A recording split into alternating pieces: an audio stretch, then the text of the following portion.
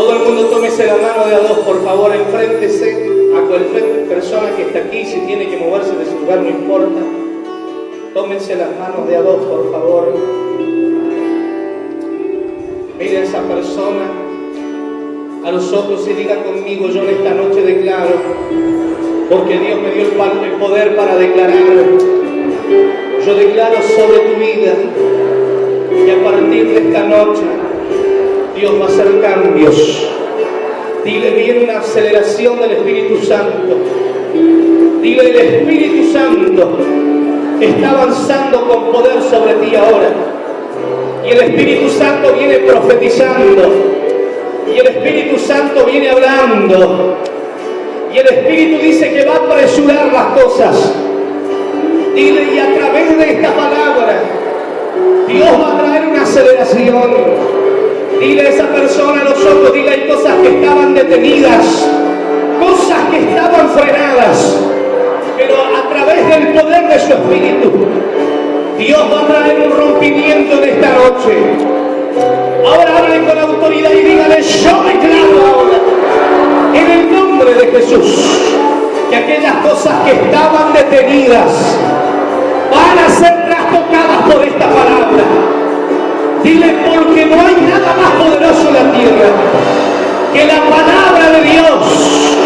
Declárelo con poder y fuerza y diga ahora: porque ante la palabra de Dios se sujetan reyes, se sujetan príncipes, se sujetan principados.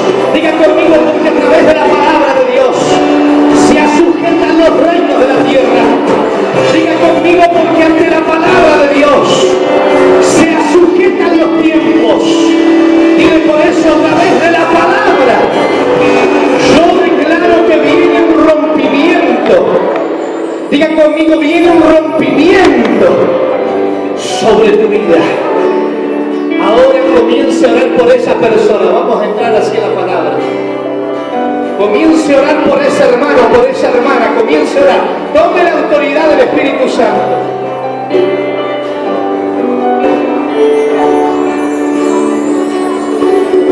Rompimientos a través de su Espíritu. Rompimientos a través de tu palabra. Porque tu palabra es como el martillo que golpea la peña, Señor. Ay,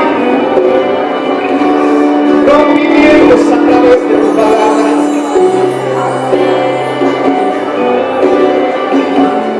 Estás rompiendo durezas.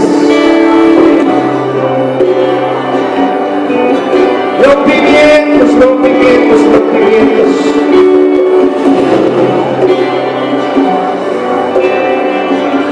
Se rompen las durezas, Señor. Se rompen, se rompen, se rompen, Señor. Y tu Espíritu abre paso a tu palabra. Prepara, madre, prepara, prepara.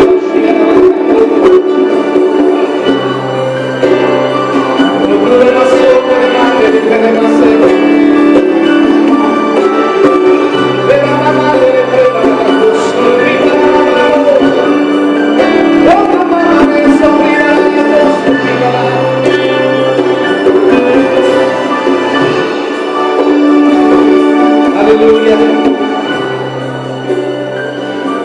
Diga conmigo: ahora estoy preparado, Señor. Denle un aplauso a Dios por lo que va a hacer en esta noche. Denle un aplauso por lo que Dios va a operar en nosotros. Denle un aplauso por lo que la palabra va a cortar, por lo que la palabra va a penetrar. Aleluya. Vamos a Génesis capítulo 11. Génesis capítulo 11, por favor, versículo 27. Yo voy a pasar por aquí porque va a leer una palabra en la versión Reina Valera. Leemos allí en Génesis capítulo 11, versículo 27. Y dice así la palabra del Señor en la iglesia, dice amén. ¿Cómo dice la iglesia? Dije, bueno, se fueron, pensaron que era la reunión de cierre de reunión. Bien, Dice así la palabra en el nombre de Jesús. Esta es la historia de Terac, el padre de Abraham, Nahor y Harán. Harán fue el padre de Lot y murió en Ur de los Caldeos, su tierra natal. Cuando su padre Terac aún vivía, Abraham se casó con Sarai y Nahor se casó con Milca, la hija de Harán, el cual tuvo otra hija llamada Isca. Pero Sarai era estéril, no podía tener hijos. Versículo 31. Terac salió de Ur de los Caldeos rumbo a Canaán, se fue con su hijo Abraham. Luego dice, su nieto Lot y su nuera Sarai, la esposa de Abraham. Sin embargo, al llegar a la ciudad de Harán, diga conmigo, al llegar a la ciudad de Harán, se quedaron a vivir en ese lugar. Amén. Versículo 32. Y allí mismo murió Terac a los 200 años de edad. Seco murió a los 200. ¿Qué dice el capítulo 12? Leo.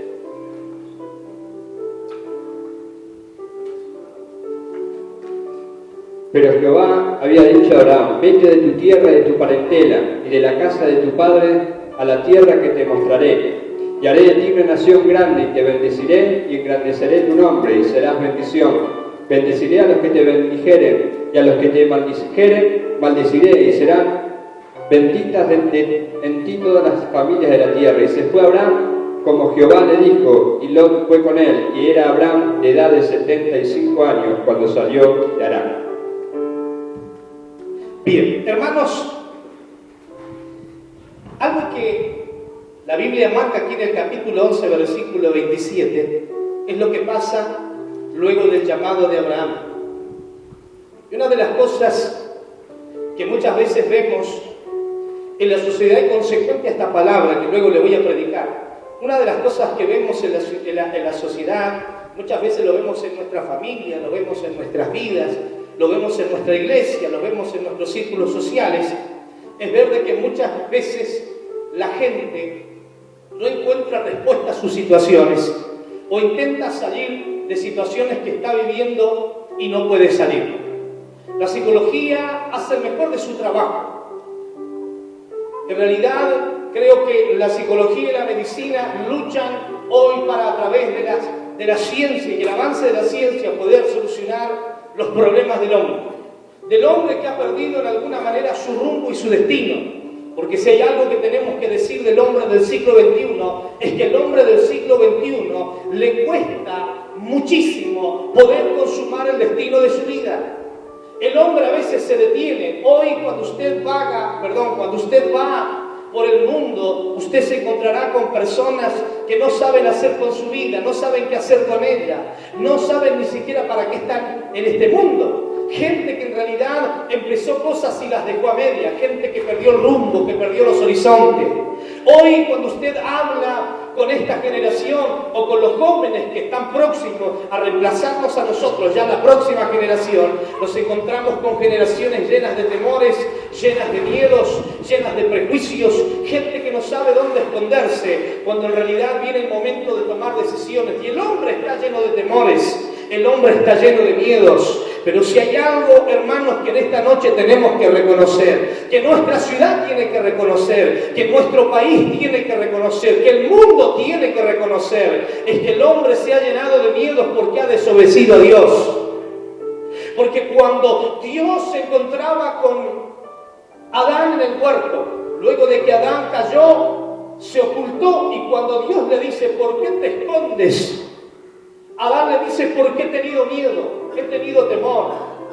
El hombre cuando desobedece a Dios, o a causa de la desobediencia, vienen los temores, vienen los miedos, vienen los problemas de culpa, vienen las depresiones, vienen los traumas.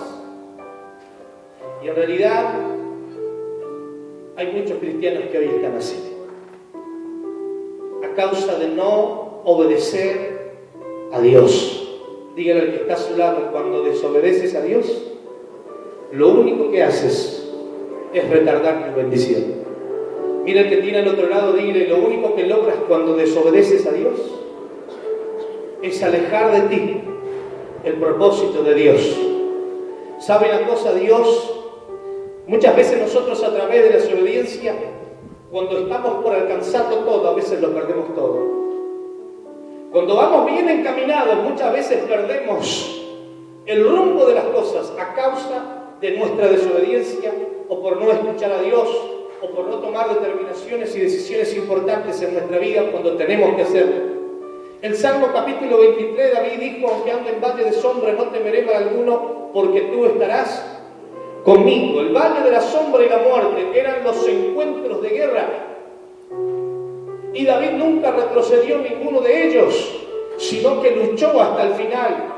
Y aun cuando estaba en peligro de muerte, sus valientes lo defendían, pero nunca echó pies atrás. Muchos de nosotros en nuestro caminar cristiano y en nuestra vida diaria, cuando llegamos a los valles de sombra, muchas veces tenemos la tendencia a volver atrás. Y ahí es cuando el diablo nos habla y nos dice: che, pero no estabas tan mal conmigo antes cuando estabas en el mundo. No te iba tan mal antes de conocer a Dios. Entonces muchos entramos en la tentación de volver atrás. Entramos en la tentación de volver a quienes éramos antes, nos olvidamos de la identidad que Dios nos dio. Entonces nuestra desobediencia hace que nosotros perezcamos en el valle. Y muchas veces hay personas que en el valle acampan. En realidad el valle no es para acampar, no es un camping, el valle es para atravesarlo, es para pasarlo. David dice: aunque ande en valle de sombra de muerte, no temeré mal alguno, porque tú estarás conmigo. Pero el pasaje no termina ahí. El pasaje dice: aderezas mesa delante de mí. Y ahí comienza a hablar de la provisión de Dios. Diga conmigo: la provisión de Dios. Mira el que tiene a su lado, dile: la provisión de Dios no es para los que se quedan en el valle. Dile: la provisión de Dios es para los que salen del valle de sombra y de muerte. El valle de la sombra y la muerte no es un lugar para habitar, es un lugar para transitar. Es un lugar donde Dios te probará, donde lo único que te sostendrá es tu fe, tu visión, la palabra que Dios implantó en tu corazón. Pero en realidad muchas veces el valle se transforma en nuestro vivir diario. Y uno, como pastor, muchas veces se encuentra ministrando a personas que están en esta situación, que han hecho del valle su hábitat y no ven horizonte, no ven nada bueno, no ven nada por delante. Se detienen en el lugar que están y ven solo maldad y ven solo situaciones complicadas, pero no logran ver un nuevo horizonte porque se estancaron. Dígale al que está al lado: avanza un poquito más. Dile que la provisión de Dios es para los que avanzan. Dile: la provisión de Dios es para los que no se detienen. Amén. Aderezas mesas, sirve mesa, condimentas mesas, pero en realidad la palabra adereza significa guía, dirección. Las personas que pasan los valles son guiados por Dios. Y en medio de la guía de Dios vendrá la provisión, vendrá el consuelo, vendrá la restauración, vendrá la sanidad. Hay gente que se vuelve psicosomática, hay gente que se enferma solamente psicológicamente porque se quedaron en el valle de la sombra y la muerte. Amén. Levante su mano conmigo. ¿Le gustaría declarar en esta noche? Amén. ¿Quiere que avancemos la palabra? Vamos rápidamente, póngase de pie. Vamos a hacerlo más enérgico, si no se me duerme. Levante la mano y diga conmigo: Señor Jesús, yo no sé en qué área de mi vida me he estancado, pero yo en esta noche me determino, decido salir del valle, de la sombra, de la muerte. Diga: en el nombre de Jesús me levantaré y me determino en esta noche a avanzar hacia mi bendición, a avanzar hacia mi destino, hacia los propósitos de Dios para mi vida. En el nombre de Jesús. Diga conmigo: amén y amén. Gloria a Dios.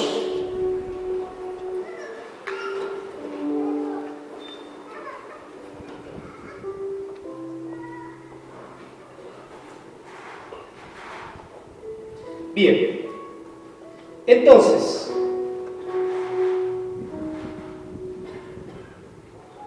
estamos decididos a no volver atrás. Si usted me dice: pastor, yo no vuelvo atrás, yo sigo predicando. ¿Está determinado? Mire el que dice 2 de Pedro, capítulo 2, versículo 22, que que muchos vuelven atrás como el perro a su vómito o como la puerca que fue bañada volvió a revolcarse al barro. Gente que probó la gracia, gente que probó el amor de Dios, gente que probó la misericordia y volvieron atrás sin importarle absolutamente nada, no se les movió ni un pelo. Volvieron atrás, se olvidaron del amor de Dios, se olvidaron de su gracia, apostatan a su fe y se van maldiciendo y cuestionando a Dios y hablando mal de cuánta autoridad Dios impuso para ministrar sobre sus vidas. Pero en realidad Dios necesita que cada uno de nosotros tomemos el rumbo que Dios tiene para nosotros.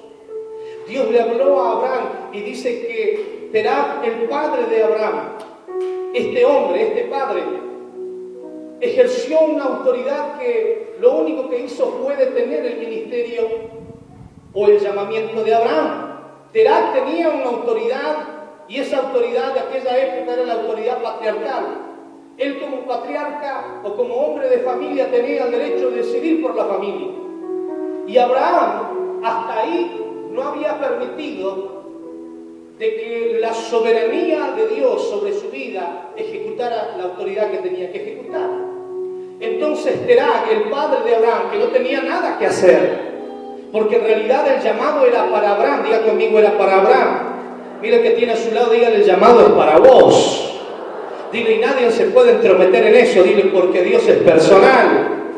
Dios había llamado a Abraham y Terah, su padre, dice que agarró a su sobrino Lot y tomó a la esposa de Abraham, Sarai, y tomó y agarró y se fue con ellos rumbo a la tierra que Dios le había dicho a Abraham. O sea, estábamos haciendo medio mal las cosas. Entonces, en Génesis capítulo 12, nuevamente habla el escritor y pone, pero, ¿cómo decía el pasaje? Póngamelo por favor, Génesis capítulo 12. Ahora ya aparece la nueva versión. Pero Dios dijo a Abraham, en otras palabras, está remarcando lo que ya le había dicho Dios.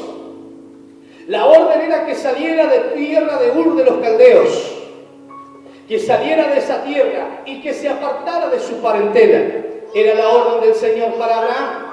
Dios necesitaba sacarlo de la tierra de Ur, de sus orígenes, del lugar donde había nacido, porque la cultura que había implantada en esa tierra le iba a impedir poder fructificar, prosperar en la palabra que Dios le había dado.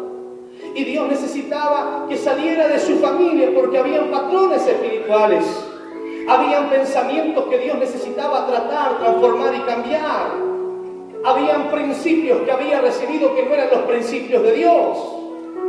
Entonces Dios necesitaba sacarlo de esa cultura, sacarlo de tierra de Ur de los Caldeos. Diga conmigo, de la tierra de Ur.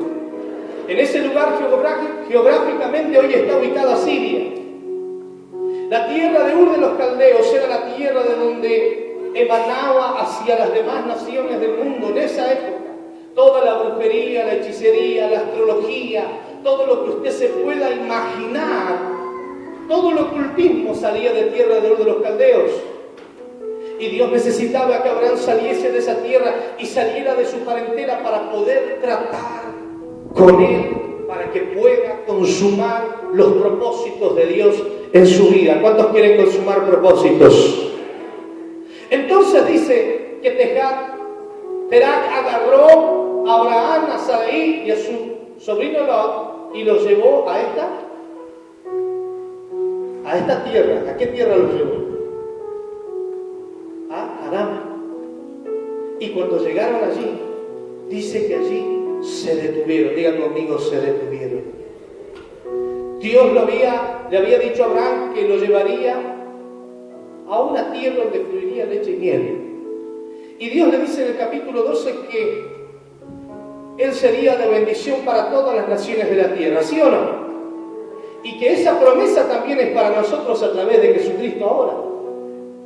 Pero en realidad, Abraham se detuvo en Harán y dice que allí estuvo Terah, su padre, Sarai y Lot durante años.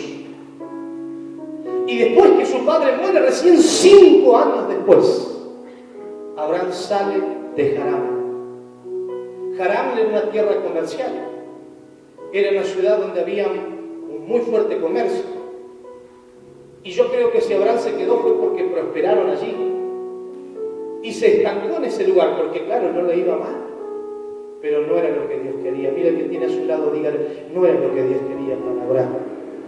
Mira el que tiene a su otro lado y por favor dígale, muchas veces parece que lo que estás viviendo viene de parte de Dios. Pero en realidad, dile, son cosas que te están apartando del propósito. Te están apartando de tu llamado, de lo que Dios ya puso en tu corazón. ¿Me está comprendiendo? Entonces llegaron a esta tierra, ahí a Harán, donde hoy se encuentra Irak, geográficamente, para que usted se ubique. En esa tierra, Abraham prosperó, se detuvieron y el llamado de Dios se estancó. Y ahí en esa misma tierra donde Abraham seguía ligado a su padre y seguía ligado a otras cosas, su padre murió a los 200 años y llegó el tiempo de salir de esa tierra 5 años después. Mire el que tiene a su lado, por favor, y dígale estas palabras. Dile, hay una orden de Dios para tu vida. Dile a través de esta palabra. Dile, tienes que salir de Harán. Dile, tienes que salir, gríteselo bien fuerte, del estancamiento. Mírelo otra vez, dígale, porque si estás estancado, es porque no estás obedeciendo a la voz de Dios. Dígale, porque si estás estancado, es porque no estás haciendo la perfecta voluntad de Dios.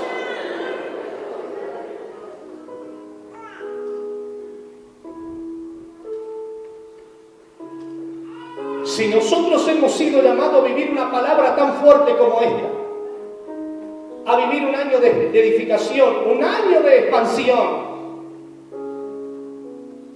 yo no me quiero detener de medio. Porque usted, si hay algo que tenemos que entender es que si nos detenemos, una visión se transformará en una ilusión. Para conquistar una visión, usted no puede estancarse. Para conquistar una visión, usted no puede darse el lujo de detenerse. Usted tiene que marchar. Mire que tiene a su lado, dígale, tenés que marchar a la tierra prometida. Abra su Biblia, por favor, en Primera de Pedro, capítulo 4. Primera de Pedro, capítulo 4.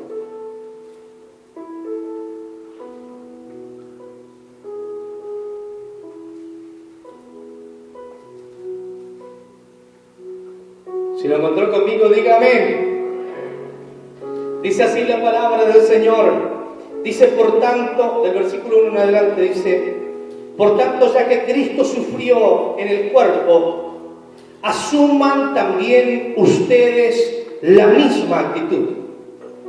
Porque el que ha sufrido en el cuerpo ha roto con el pecado. Mire que tiene a su lado y dígale, por favor, romper con el pecado es dejar aquellas cosas que en realidad te gustan mucho, pero que sabes que Dios no está de acuerdo. Ay, es que me gusta tanto, pastor. Por eso que te gusta tanto es lo que le da placer a tu carne. Pero cuando Dios te dice que obedezcas a una palabra, es porque el gozo lo vas a vivir en tu espíritu. ¿Cuándo? Cuando tengas la victoria. Y si Jesús, yo siempre, hay mucha gente que dice, ay, Jesús padeció dolor para que yo no lo padezca. Y yo te digo amén. Pero quiero decirle que Él lo padeció para enseñarnos que nosotros también podemos. Porque Él no lo hizo como Dios, lo hizo como hombre. Como hombre fue a la cruz y como hombre cargó el pecado de todos nosotros, no teniendo pecado alguno en Él. Y nosotros lo único que esperamos en la iglesia es que nos mime, y cada vez que pecamos que Dios nos perdone y nos mime.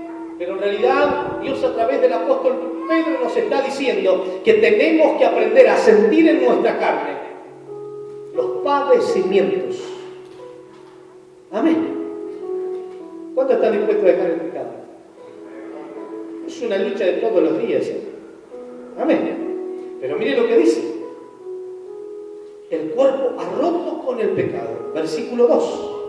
Para vivir el resto de su vida terrenal, no satisfaciendo sus pasiones humanas, sino cumpliendo la voluntad de... ¿Cuántos quieren hacer la voluntad de Dios? Levante su mano, diga conmigo, para hacer la voluntad de Dios, tengo que romper con mi carne. Diga conmigo, tengo que romper con mis placeres. Diga conmigo, tengo que romper con el pecado. Para vivir el resto de su vida terrenal no satisfaciendo sus pasiones humanas, sino cumpliendo la voluntad de Dios. Versículo 3. Pues ya basta, diga conmigo, ya basta. Mire lo que le está diciendo Dios en esta noche a usted y a mí. Ya basta con el tiempo que han desperdiciado, haciendo lo que agrada a los incrédulos, entregados al desenfreno, a las pasiones, a las borracheras. ¿Qué más? A las orgías, a las parrandas y a las idolatrías abominables. Diga conmigo, ya basta. Mire el que tiene a su lado, dígale, basta. Es basta. Entonces lo dice el Señor, no yo. A ellos mire lo que dice, a ellos les parece extraño que ustedes ya no corran con ellos en ese mismo desbordamiento de inmoralidad y por eso les insultan. Pero ellos tendrán que rendirle cuentas a aquel que está preparado para juzgar a los vivos y a los muertos. Porque esto también se les predicó el Evangelio aún a los muertos, para que, a pesar de haber sido juzgados según criterios humanos, en lo que atañe al cuerpo, vivan conforme a Dios en lo que atañe al Espíritu. Cada vez que usted le da el gusto a su carne, cada vez que usted desobedece a Dios, aleja de usted los propósitos. Aleja de usted la provisión. Hay gente que dice, yo no sé, pastor, ¿por qué? Hay otros que son bendecidos y yo no. Hay cosas que no vienen a mí, no sé qué es lo que pasa. No sé qué te pasa, Dios, conmigo. Y que yo hago todo bien. Y en realidad a Dios no le pasa nada. Lo que le pasa es a vos. Que Dios te pide que hagas algo y no lo haces. Que Dios te dice, toma este camino y tomás el otro. La Biblia dice, Jesús dijo, yo soy, ¿qué cosa? El camino, la verdad y la vida, pero Él dice, yo soy el buen pastor. Mis ovejas conocen mi voz y yo conozco a ellas.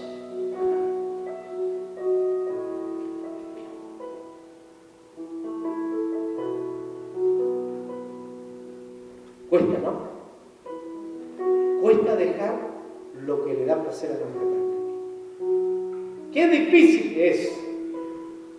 Yo recuerdo cuando tenía 17 años, un tío que tengo todavía, que está vivito y coleando, gracias a Dios. Yo le dije, ¿no sabés que me gustaría ir a la iglesia? No era el tiempo de conocer a Jesús todavía, pero la necesidad estaba. Yo digo, tengo unas ganas de ir a la iglesia. Me gustaría ir a la iglesia de Finalmente, yo recuerdo en esos años, y él me dice, ¿querés ir a la iglesia? Sí, le digo. Me dice, yo fui mucho tiempo a la iglesia. Y me dice, ¿pero vos estás dispuesto a dejar de fornicar? ¿Fornicar? Me dije, ¿cómo que fornicar? ¿Cómo vas a saber de fornicar? Estas cositas. Y llegué y me dijo, ¿estás dispuesto a dejarlo? Y yo le dije, no, ni loco. Es verdad. Ni loco, le dije, no fui a la iglesia. Pero luego esa necesidad de encontrarme con Dios fue más fuerte. Y cada vez más fuerte, cada vez más fuerte, y cada vez más fuerte. Que yo recuerdo que el día que entré, nunca más salí.